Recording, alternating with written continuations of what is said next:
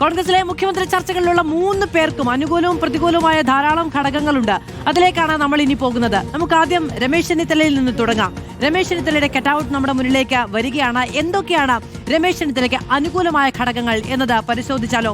രമേശ് ചെന്നിത്തലയെ സംബന്ധിച്ചിടത്തോളം അദ്ദേഹത്തിന് ദീർഘകാലത്തെ അനുഭവ പരിചയമുണ്ട് എന്നുള്ളതാണ് അദ്ദേഹത്തിന്റെ അനുകൂല ഘടകങ്ങളിൽ ഏറ്റവും പ്രധാനപ്പെട്ട ഒരു കാര്യം. അടുത്തത് അദ്ദേഹത്തിന് ദീർഘകാലത്തെ ഭരണ മികവുണ്ട്, ഭരണ പരിചയം കൂടുതലാണ് എന്നതാണ് ഏറ്റവും പ്രധാനപ്പെട്ട ഒരു കാര്യം കൂടി. അടുത്തത് സാമുദായിക സംഘടനകളുടെ പിന്തുണ രമേശ് ചെന്നിത്തലയെ സംബന്ധിച്ചിടത്തോളം കൂടുതലായി ഉണ്ട് എന്നതും അനുകൂല ഘടകമാണ് എന്ന് വിചാരിക്കുന്നു. ഇനി ഈ 3 ഘടകങ്ങൾ അദ്ദേഹത്തിന് അനുകൂല ഘടകമാണ് എങ്കിൽ അടുത്തത് എന്താണ്? അടുത്തത് അദ്ദേഹത്തിന് പ്രതികൂലമായി നിൽക്കുന്ന ഘടകങ്ങൾ എന്തൊക്കെയാണ് എന്ന് നോക്കാം.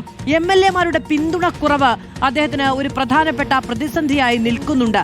2021 അദ്ദേഹം പ്രതിപക്ഷ നേതാവായി പാർട്ടിയെ മുന്നോട്ട് കൊണ്ടുപോയതിനു ശേഷം നേരിടേണ്ടി വന്ന പരാജയം അദ്ദേഹത്തിന്റെ മുന്നിലുണ്ട്.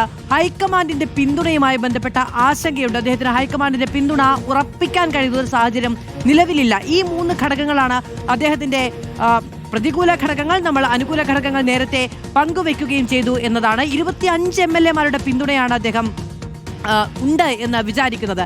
ഇനി അടുത്തയാൾ KC വേണുഗോപാലാണ്.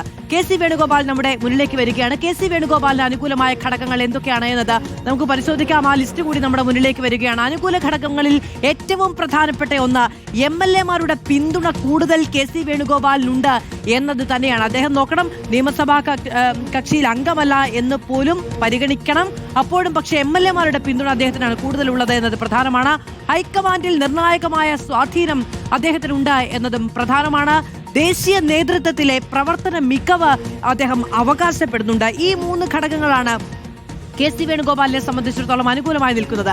ഇനി പ്രതികൂല ഘടകങ്ങൾ എന്തൊക്കെയാണ് എന്നത് നോക്കാം. പ്രതികൂല ഘടകങ്ങളിൽ ഒന്നാമത്തേത് അദ്ദേഹം MLA അല്ല എന്നുള്ളതാണ്. MLA അല്ല എന്നത് മാത്രമല്ല, MP-മാർ മത്സരിക്കേണ്ടതില്ല എന്ന തീരുമാനം MP-മാർ മത്സരിക്കേണ്ടതില്ല എന്ന തീരുമാനം കൈക്കൊണ്ടതിന് ഒരു പ്രധാനപ്പെട്ട ആൾ തന്നെ KC വേണുഗോപാലാണ് എന്നത് നമുക്ക് മനസ്സിലാക്കാവുന്നതാണ്. രണ്ടാമത്തെ ഏറ്റവും പ്രധാനപ്പെട്ട കാര്യം എന്താണ്? MP-മാർ വേണ്ടതില്ല എന്ന തീരുമാനം ഉപതെരഞ്ഞെടുപ്പുകൾ അടക്കം ഒഴിവാക്കാൻ വേണ്ടിയായിരുന്നല്ലോ. KC വേണുഗോപാൽ ഇനി മുഖ്യമന്ത്രിയായി വരണമെങ്കിൽ 2 ഇടത്ത് ഉപതെരഞ്ഞെടുപ്പ് വേണ്ടിവരും എന്നുള്ളതാണ്. ഒന്ന്, അദ്ദേഹത്തിന്റെ ലോക്സഭാ അംഗത്വം ഒഴിവ് വരുന്നിടത്ത് ഉപതെരഞ്ഞെടുപ്പ് നടക്കേണ്ടി വരും. 2, എവിടെയെങ്കിലും 6 മാസത്തിനുള്ളിൽ മത്സരിച്ച് ജയിക്കണമല്ലോ മുഖ്യമന്ത്രിയായി അദ്ദേഹത്തെ തിരഞ്ഞെടുക്കുകയാണെങ്കിൽ. അപ്പോൾ 2 ഉപതെരഞ്ഞെടുപ്പുകൾ സംസ്ഥാനത്ത് വേണ്ടിവരും എന്നുള്ളതാണ്. ഇനി അടുത്തത് ദേശീയ തലത്തിലുള്ള ചുമതലകൾ, അതിന് പകരം ഒരാളെ കണ്ടെത്തേണ്ടി വരും. ഈ 3 ഘടകങ്ങൾ അദ്ദേഹത്തിന് പ്രതികൂലമായും നിൽക്കുന്ന കാര്യമാണ്. ഇനി അടുത്തയാൾ ആരാണ്? അത് പ്രതിപക്ഷ നേതാവ് VD സതീശൻ തന്നെയാണ്. നമുക്കറിയാവുന്നതാണ്, കഴിഞ്ഞ 5 കൊല്ലം സംസ്ഥാനത്ത് കോൺഗ്രസിനെ നയിച്ച ആളാണ്. VD സതീശന്റെ അനുകൂല ഘടകങ്ങൾ എന്തൊക്കെയാണ്, പ്രതികൂല ഘടകങ്ങൾ എന്തൊക്കെയാണ് എന്നത് നമുക്ക് നോക്കാം. അനുകൂല ഘടകങ്ങളിൽ ആദ്യത്തേത് പ്രതിപക്ഷ നേതാവ് എന്നത് തന്നെയാണ്. പ്രതിപക്ഷ നേതാവ് എന്ന നിലയ്ക്കിരുന്നുള്ള അദ്ദേഹത്തിന്റെ പ്രകടനമാണ്. ആ പ്രകടനമാണല്ലോ സ്വാഭാവികമായും പാർട്ടിയെ അധികാരത്തിലേക്ക് എത്തിക്കുന്നത്. അപ്പോൾ ആ പ്രതിപക്ഷ നേതാവ് എന്ന പോസ്റ്റിൽ ഇരുന്നുകൊണ്ടുള്ള അദ്ദേഹത്തിന്റെ പ്രകടനമാണ് ഒന്നാമത്തെ ഘടകം. രണ്ടാമത്തേത് ഘടക കക്ഷികളിൽ ഏറ്റവും പ്രധാനപ്പെട്ട കക്ഷി മുസ്ലിം ലീഗിന്റെ പരസ്യമായ പിന്തുണ VD സതീശനുണ്ട് എന്നത് ഏറ്റവും പ്രധാനപ്പെട്ട ഒരു കാര്യമാണ്. ഏറ്റവും പ്രധാനപ്പെട്ടത് എന്ന് വിചാരിക്കാൻ കഴിയുന്ന മൂന്നാമത്തെ കാര്യം പ്രവർത്തകരുടെ ഇടയിലുള്ള സ്വീകാര്യത എന്നുള്ളതാണ്. നമുക്കറിയാം, ഒരു മുന്നണിയെ, ഒരു പാർട്ടിയെ ഒക്കെ ഒരാൾ പ്രതിപക്ഷ നേതൃസ്ഥാനത്തിരുന്ന് നയിക്കുമ്പോൾ സ്വാഭാവികമായും അദ്ദേഹം മുഖ്യമന്ത്രിയായി വരും എന്നുള്ള കാര്യം കൊണ്ട് തന്നെയായിരിക്കാം ഒരുപക്ഷെ അണികളും അനുഭാവികളും വോട്ട് രേഖപ്പെടുത്തിയിട്ടുണ്ടാവുക എന്നതാണ് VD സതീശന്റെ ഏറ്റവും വലിയ ക്ലെയിം.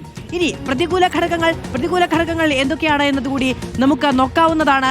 ഈ ഒരു ഘടകവിരുദ്ധത എന്ന് പറയുന്നത് MLA-മാരുടെ പിന്തുണയിൽ നിലവിൽ ഏറ്റവും കുറവുള്ളയാൾ, അല്ലെങ്കിൽ പിന്നിൽ നിൽക്കുന്നയാൾ പ്രതിപക്ഷ നേതാവായ VD സതീശനാണ് എന്നുള്ളതാണ്. ഭരണപരിചയ കുറവ് എന്നുള്ളതാണ് VD സതീശനെതിരെ ചൂണ്ടിക്കാണിക്കുന്ന മറ്റൊരു പ്രധാനപ്പെട്ട ഘടകം എന്നത്.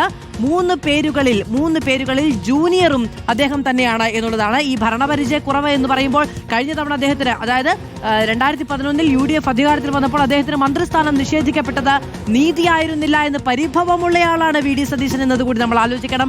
അങ്ങനെ ഒരു അധികാര സ്ഥാനത്തും ഇരിക്കാതെ MLA ആയി മാത്രം ഏതാണ്ട് ഒരു 25 വർഷം തുടർന്ന ഒരാളാണ് പ്രതിപക്ഷ നേതാവായി വരുന്നതും അദ്ദേഹം സംസ്ഥാനത്ത് പാർട്ടിയെ നയിച്ച് അധികാരത്തിലേക്ക് എത്തിക്കുകയും ചെയ്യുന്നത്. പക്ഷേ ആ കാര്യങ്ങളിൽ ചിലത് തന്നെ അദ്ദേഹത്തിന് പ്രതികൂലമായ ഘടകങ്ങളായി എതിർചേരിയിലുള്ളവർ ചൂണ്ടിക്കാണിക്കുന്നു എന്നതും ഘടകവിരുദ്ധതയാണ്. അങ്ങനെ നമ്മൾ ഈ റേസിൽ മുന്നിലുള്ള 3 പേരുമായി ബന്ധപ്പെട്ട അനുകൂലമായ ഘടകങ്ങളും പ്രതികൂലമായ ഘടകങ്ങളുമാണ് പരിശോധിച്ചത്.